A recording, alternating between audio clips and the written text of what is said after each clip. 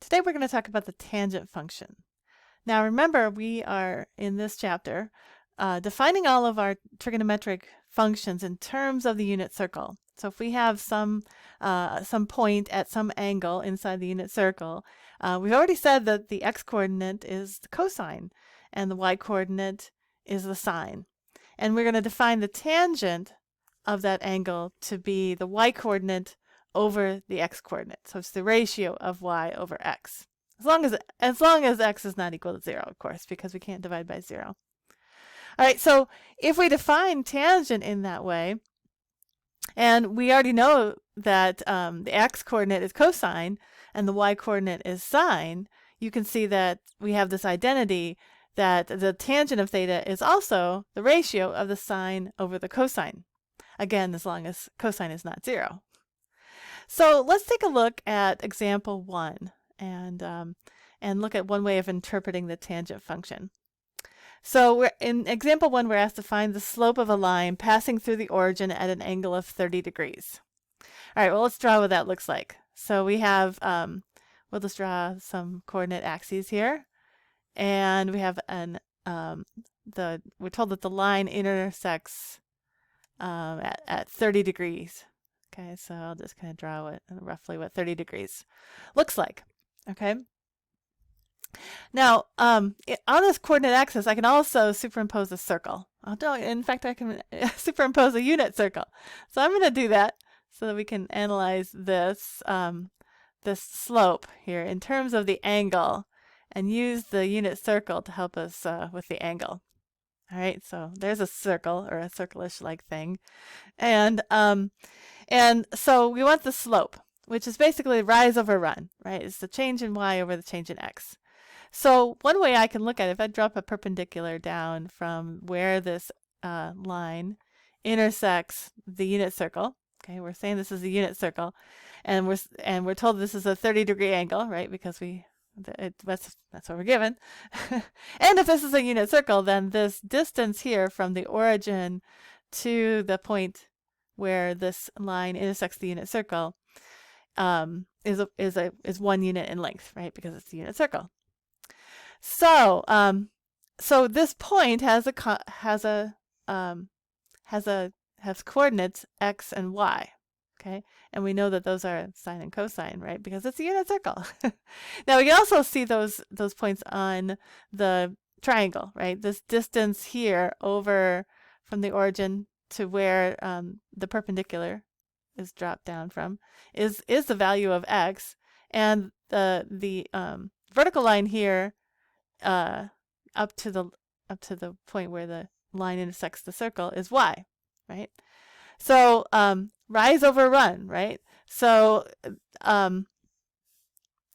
if we want the slope of this line, right, it's going to be, I could also draw it rise over run, right? It's going to be the same thing, x, y and x, but it's the same x and y values, right? So the slope is actually y over x, which we just said was the tangent of that angle. So it's the tangent of 30 degrees, right? Which, if we want to calculate that, now it's the sine of 30 degrees over the cosine of 30 degrees. All right, so 30 degrees is one of our important angles that we need to know the sine and cosine of.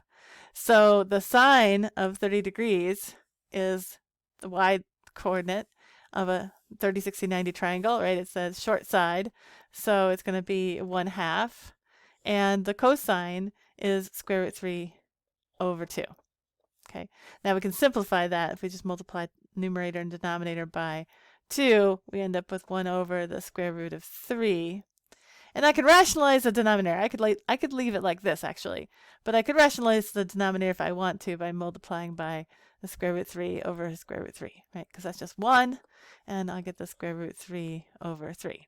So either 1 over the square root of 3 or square root 3 over 3. I'm old-fashioned. I guess I'm used to seeing rational denominators, but I'm okay either way. All right, so that answers that question.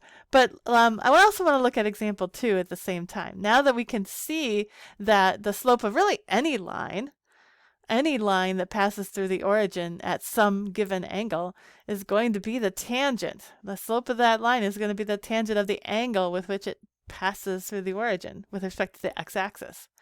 Okay, so if you look at it that way, you can we can get a sense of what the graph is going to look like. Okay, so let's take a look at what happens to tangent as we go around the unit circle. All right, so if we're down here, let's see, I'm going to pick up a different color. So if we're here at 0, right? If we're here at 0, we've got a cosine of 1 and we've got a sine of 0, right? So 0 over 1 is 0, right? Sine over cosine. So at this point here where the angle is 0, it's going to pass through the origin. The tangent is 0, okay? Now, if we move up to, say, 45 degrees, right? 45 degrees, then we're looking at a 45, 45, 90 triangle. The x and y coordinates of that triangle are equal, and so we have a tangent of 1. So at pi over 4, which is 45 degrees, I could round pi over 4 because it's going to be halfway between 0 and pi over 2. We're going to have a tangent of 1, okay? And then you can see that as I approach, as I keep moving around the circle, the sine gets larger and the cosine gets smaller, right? So if I'm like up here close to, some big angle getting closer and closer to 90 degrees, I've got a very small cosine, so that's the denominator, and a bigger, closer to 1 sine. It's never going to obviously go beyond 1. But my sine gets closer to 1, my cosine gets closer to 0. But I have a problem when I calculate tangent. Right? It's sine over cosine. If the cosine approaches 0, then the tangent is going to approach infinity, right? The numerator approaches 1, the denominator approaches 0, so I'm going to approach infinity. So what I have is an asymptote at pi over 2 at 90 degrees, right? I can't actually go to 90 degrees. And so I have this asymptote here at 90 degrees. Okay. Now what happens if I keep going around the circle, right? Over here at a very at an angle just beyond 90 degrees, you can see that my cosine is negative, but it's small, and my sine is close to 1, right? So it's going to be large in the negative direction because I've got a negative in the denominator, right? The sine part is still positive, but my cosine is negative. So I'm going to approach that same asymptote from the other side, coming from negative infinity. Okay. Now when I get to 45 degrees, right, now my cosine is still negative, my sine is positive, and they're equal because I can create a 45, 45, 90 triangle, right? So at 45 degrees, well, that's not 45 degrees. It's 90 plus 45, right, which is 135 degrees. So at 135 degrees, which is, what is that? 3 pi over 4. 3 pi over 4, we're at 1 again, okay? And then when we end over here at 180 degrees, which is pi, now we're back to 0. Right, because the sine is 0, the cosine is -1, so 0 over -1. Okay, now I can just keep going around the circle. You can see as I go past 180 degrees, now both my sine and my cosine are negative. All right, so now my tangent is positive again. And when I get to 45 degrees, I'll try drawing where 45 degrees is. The reference angle of 45 degrees is what I should say. So it's 180 plus 45, it's just 225. I'll be back at 1 again, right?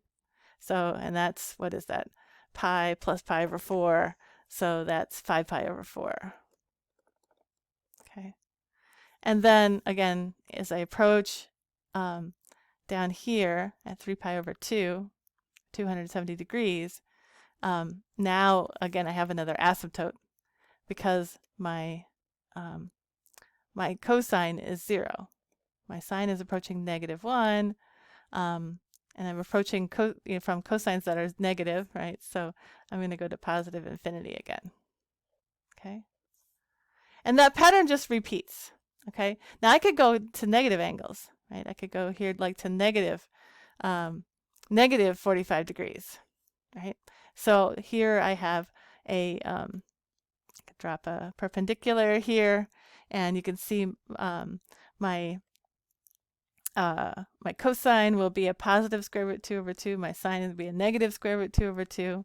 So negative square root 2 over 2 divided by positive square root 2 over 2 is going to be -1. And so you can see here at negative pi over 4, I'm at -1. Okay. And again, I have an asymptote as I approach negative pi over 2. Okay, so I'm going to draw in that asymptote. All right, and that just repeats as I go around the circle. I'm just going to repeat. So I'm going to have, it's going to be 0 at negative pi and at pi over 2. I'm going to have another asymptote over here at negative 3 pi over 2. And I'm going to be at 1 and -1 again. So again, it's just going to be, this identical shape graph over here. It just repeats. It's a periodic function, but in this case it's not a wave. It's kind of got this asymptotic behavior going on here. All right, so let's sketch in what that looks like. All right, it just keeps repeating. All right, so all right, so that's what it looks like. That's what the tangent function looks like. Okay, at least between minus pi over 2 and positive pi over 2.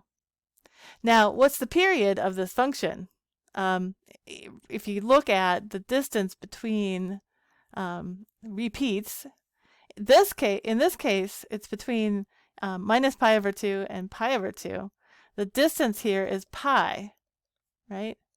I'm going pi over 2 in both the positive and negative directions, so the period is pi. Okay, instead of 2 pi. Right, so we have a different period, and that's just because you have those cases that where we're in the third quadrant where both cosine and sine are negative. We have positive values. We have positive values of tangent. Okay, so that gives you an idea of what the graph of tangent looks like. I want to just identify the key features here. One last thing in this video. Let's take a look at the key features of the tangent. All right, we know that we just said the period is pi. The midline. Now we don't really have a midline. Oops. We don't really have a midline. If the midline is defined as the halfway between the maximum and minimum, then there is no halfway between, because you can see that the function goes to positive and negative infinity in the y direction. So there's really no halfway in between. But you can see some symmetry about the x-axis here. So it's not really considered a midline, though. So there really is no midline. And there also is no amplitude. There's no amplitude with it, because again, it goes from positive to negative infinity. So there's really no amplitude. But there are asymptotes, right? And where are those asymptotes? Those asymptotes, well, we know a pair of them are at plus and minus pi over 2. Okay, that's one. And we have a pair of them on either side of the y-axis. And then you can see we also have a pair of them at positive 3 pi over 2 and negative 3 pi over 2. And we'll have another pair of them, if we were to graph it further, at 5 pi over 2 and negative 5 pi over 2. So essentially they're odd multiples of pi over 2. So let me list out the ones we know. Plus and minus 3 pi over 2. We'll also have asymptotes at plus and minus 5 pi over 2, and so on. Odd multiples of pi over 2. Now, what is the domain of the function? So remember, the domain is the set of all possible input values. And really, any angle is it's possible as an input value, except where those asymptotes are, right? So those places where the asymptotes are, we have discontinuities. And so we could say that the domain of this tangent function is all real numbers,